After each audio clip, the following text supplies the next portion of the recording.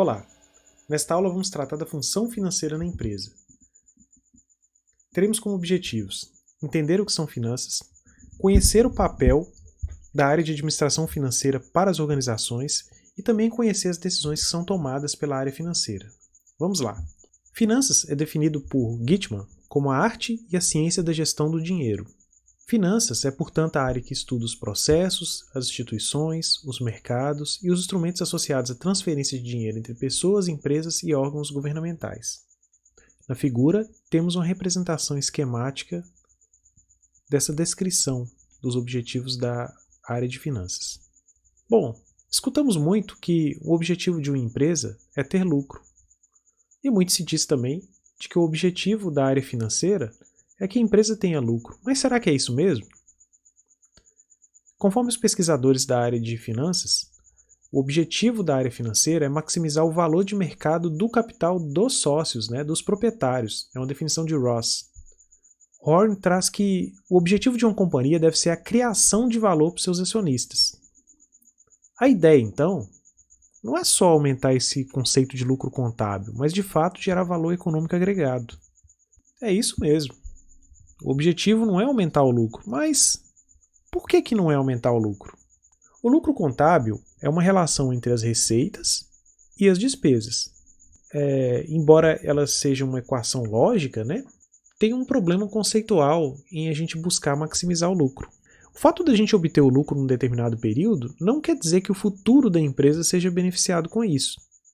Eu posso tomar alguma decisão que de fato amplie as receitas ou que diminua as despesas, e com isso eu tenha lucro, mas que ao mesmo tempo comprometa a sustentabilidade do negócio ou mesmo o valor de mercado da empresa.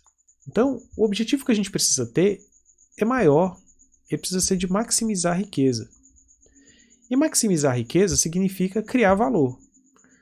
Ou seja, a gente quer aumentar o patrimônio a longo prazo da empresa e não apenas gerar lucros ou um retorno a curto prazo. E a gente cria valor, e a gente consegue avaliar essa criação de valor, a gente consegue determinar o valor pela avaliação do patrimônio líquido ao final do período. E ele, então, é confrontado com o valor do patrimônio líquido inicial, ou seja, do período anterior, que foi avaliado pelo mesmo critério. Então, se o patrimônio líquido, que mede o capital social e os lucros que foram acumulados, se ele aumentou de um período para outro, quer dizer que eu aumentei riqueza. O objetivo, portanto, é uma maximização econômica e não apenas financeira. Bem, entendido qual o objetivo da área financeira, é importante a gente pensar um pouco também na função do administrador. Então, conforme a literatura, o administrador financeiro tem como funções analisar, planejar e fazer o controle financeiro, realizar a administração de ativos, que são os investimentos, e também a administração de passivos, os financiamentos. Fazer análise, planejamento e controle financeiro consiste em coordenar, monitorar e avaliar todas as atividades da empresa por meio de relatórios financeiros, bem como participar ativamente das decisões estratégicas para alavancar as operações. Compreende uma participação ativa no dia a dia da empresa. A administração de ativos diz respeito à destinação dos recursos financeiros para aplicação em ativos circulantes. E os não correntes também, que são os realizáveis a longo prazo e os permanentes, considerando-se a relação adequada de risco e retorno dos capitais investidos. E por último, temos a administração de passivos ou de financiamentos. As decisões nesse campo são tomadas para a captação de recursos financeiros para financiar esses ativos que estão envolvidos nas decisões de investimento, tanto os correntes quanto os não correntes, considerando-se a combinação adequada de financiamentos a curto e a longo prazo e uma estrutura também ótima ou adequada de capital. Bom, quando a gente pensa sobre como que o setor financeiro é estruturado numa empresa, é importante a gente diferenciar o papel do tesoureiro e do controller.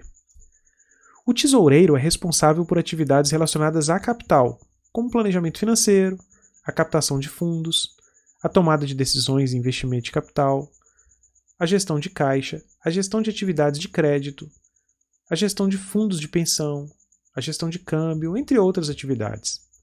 O controller, ele geralmente lida mais com as atividades ligadas à contabilidade, como por exemplo a contabilidade empresarial, a gestão tributária ou planejamento tributário, a contabilidade financeira e a contabilidade de custos também. Então veja que o tesoureiro ele tem um foco mais interno, enquanto o controller tem um foco mais externo. E essa fundamentalmente é a diferença dos dois. Gitman apresenta uma estrutura geralmente comum a organizações do tipo sociedade anônima. Nelas nós temos uma clara separação entre proprietários e administradores. Os proprietários são os acionistas da empresa. Esses acionistas vão eleger, por meio de uma assembleia, o seu conselho de administração, cujos membros são parte dos próprios acionistas e até mesmo alguns conselheiros profissionais, que recebem para desempenhar essa função.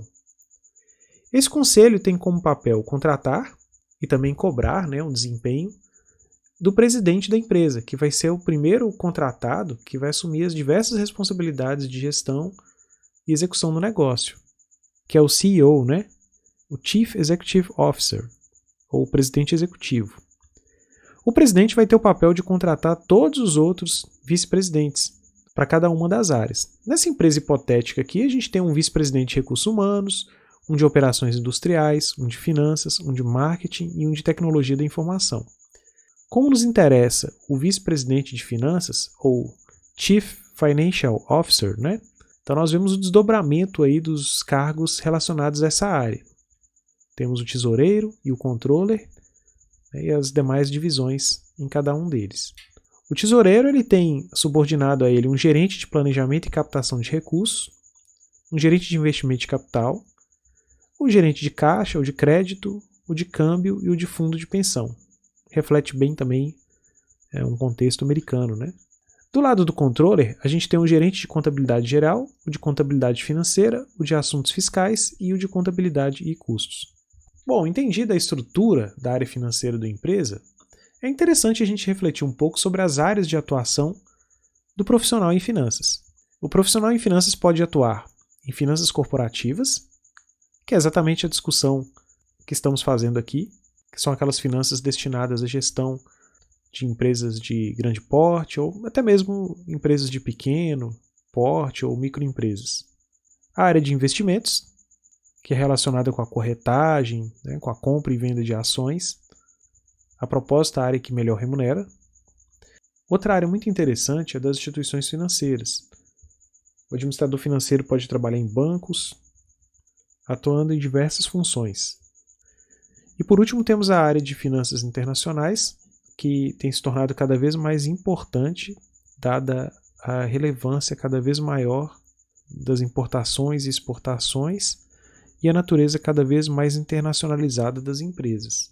Então, quando falamos das decisões, estamos tratando do orçamento de capital, da estrutura de capital e da administração de capital de giro. O orçamento de capital tem a ver com o planejamento, a previsão de como vamos obter as fontes de financiamento e vamos utilizá-las. A estrutura de capital tem a ver com a proporção que utilizaremos de capital a partir de cada uma dessas fontes. E a administração de capital de giro tem uma perspectiva mais de curto prazo, de como nós vamos utilizar os recursos investidos em capital circulante.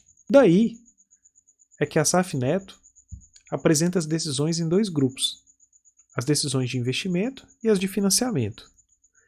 As decisões de investimento dizem respeito à aplicação de recursos, enquanto as de financiamento se referem à captação de recursos. Então, as decisões de investimento elas criam valor, mostrando-se economicamente atraentes quando o retorno esperado da alternativa excede a taxa de retorno exigida pelos credores e acionistas. Inserem-se no âmbito do planejamento estratégico da empresa e são reflexo de planos futuros traçados para a condução dos negócios, a sua continuidade.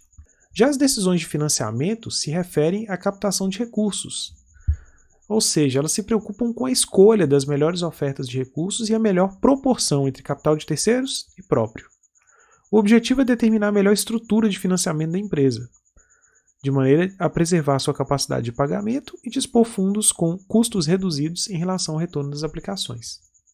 Esperamos que ao final dessa aula tenha ficado claro para você o que são finanças, que você tenha entendido qual o papel da área financeira para a empresa e que você tenha entendido também que decisões são tomadas pela área financeira.